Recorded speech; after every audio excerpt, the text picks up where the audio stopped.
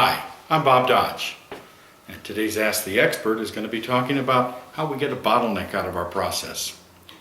There are 3 steps. First is determine what our process is.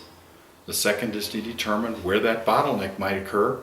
And the third is to go ahead and determine how to remove that bottleneck and implement those actions. Let's focus for a minute on the sales process, because your bottleneck could occur in customer service or delivery, but let's simplify and think about sales. And to try and determine where our bottleneck is, we need to think about how we go about that first impression with a potential customer. Did they walk in our store? Did we get a referral?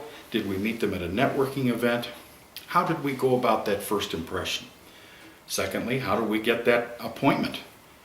Maybe in the store you don't need to worry about an appointment, but in many other professions you need to ask for permission to meet.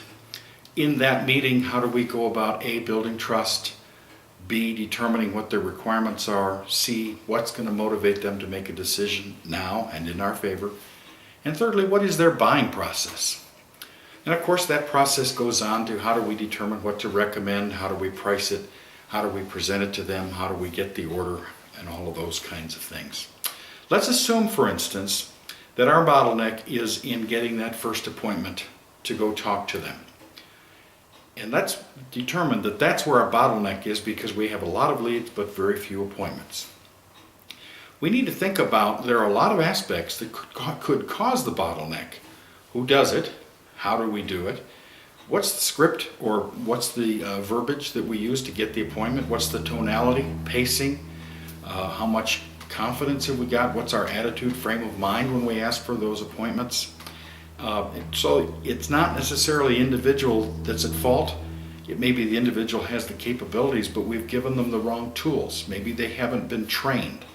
So you can see we really do need to understand the root cause of this bottleneck occurring before we can go about implementing that improvement.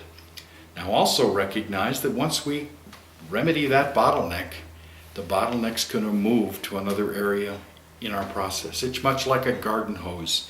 Once you get rid of the kink in one part of the hose, the water's going to move, and if there's a kink somewhere else, we need to remove that kink. It's really quite simple. Thanks for listening.